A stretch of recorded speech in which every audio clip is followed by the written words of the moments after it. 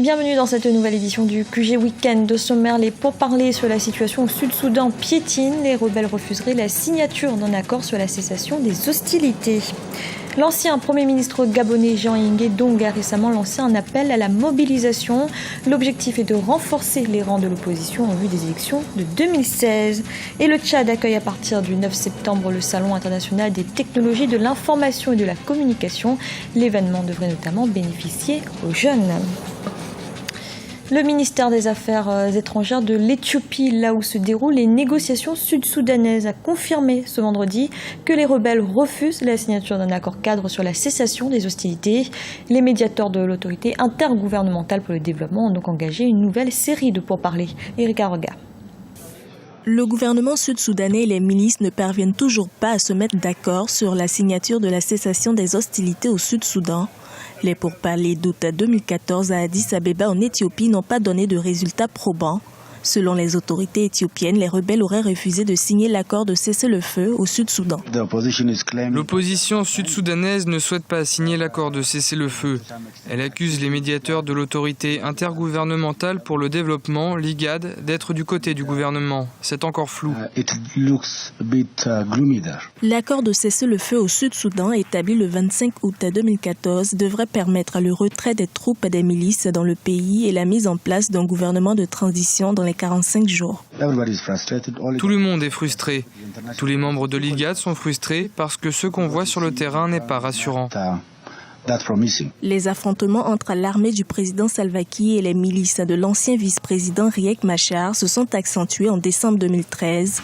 Les médiateurs de la crise sud-soudanaise invitent toujours les deux parties à trouver un accord de cessez-le-feu pour une paix définitive au Sud-Soudan.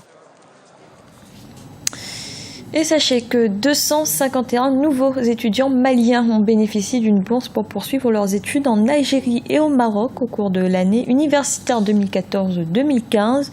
Ils ont été sélectionnés sur la base du mérite. Le Premier ministre malien Moussa Mara a présidé à Bamako la cérémonie de leur départ pour ces deux pays. Au Gabon, l'ancien Premier ministre Jean-Yves Ndong a récemment lancé un appel à la mobilisation. Il appelle l'opposition à présenter un front uni aux prochaines élections qui auront lieu en 2016. La seule voie, selon lui, pour une victoire sans faille. Un reportage de notre correspondant Douglas Toutoum. À 2 ans de la prochaine élection présidentielle, les acteurs politiques se préparent pour ce grand rendez-vous. L'opposant et signataire de la charte du Front de l'opposition pour l'alternance au Gabon, Jean-Yves Ndong, a lancé l'appel d'un Nkembo. Un appel invitant tous les militants de l'ex-Union nationale et tous ceux qui aspirent au changement de régime en 2016 à rejoindre les rangs de ce regroupement politique, le Front de l'opposition pour l'alternance, FROPA. À tous ceux qui m'ont toujours soutenu à travers tout le Gabon, pour partager la philosophie du front de l'opposition. Nous devons avoir ça à l'esprit. Cet appel à mobilisation de Jean-Yves Ndong est assurément un indicateur de ce que sera la présidentielle de 2016 au Gabon.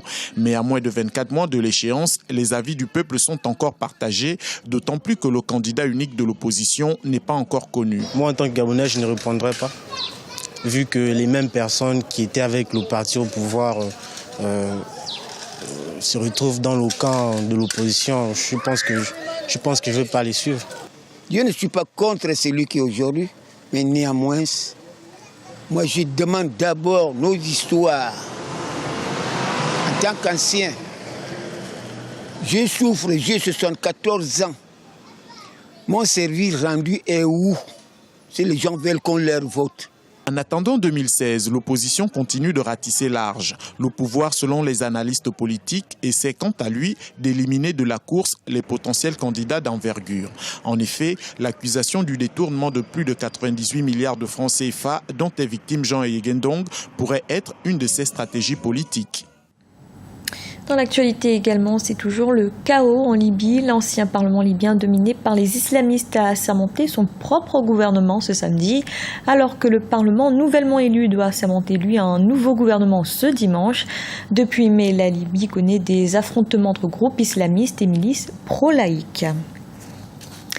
Le Tchad accueille à partir de ce mercredi 9 septembre le Salon international des technologies de l'information et de la communication. Le pays attend beaucoup de cet événement qui pourrait accélérer le développement de ce secteur et qui devrait notamment intéresser les jeunes. Guillaume Durand.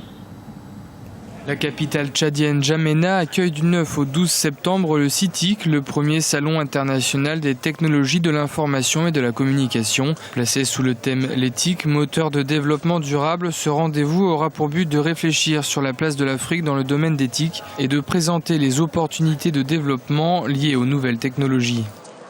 Je voudrais vous dire que le CITIC est une initiative du chef de l'État qui a lancé cela en 2010 à Hati à travers son célèbre discours sur la Renaissance. Une Renaissance qui pour le chef de l'État repose sur la refondation de l'État, une Renaissance qui passe par la jeunesse, une jeunesse qui est mise au devant de la scène pour la reconstruction de l'Afrique et du Tchad. Pour ce premier rendez-vous du genre, la jeunesse tchadienne devrait se mobiliser. Les nouvelles technologies constituent en effet un outil pour la génération future au service du développement des nations africaines. Sans l'éthique, demain, nous ne pouvons rien faire. Que nous soyons juristes, médecins, enseignants, sans l'éthique, nous ne serons même pas les premiers. Nous serons toujours derniers. Donc il faudrait intégrer la dimension éthique dans tout ce qu'on fait au quotidien. Pour le moment, nous sommes encore déficitaires et on doit vraiment rattraper le retard. Et je crois que c'est ça que nos autorités essayent d'inculquer ça et promettre ça pour que nous puissions être au même diapason.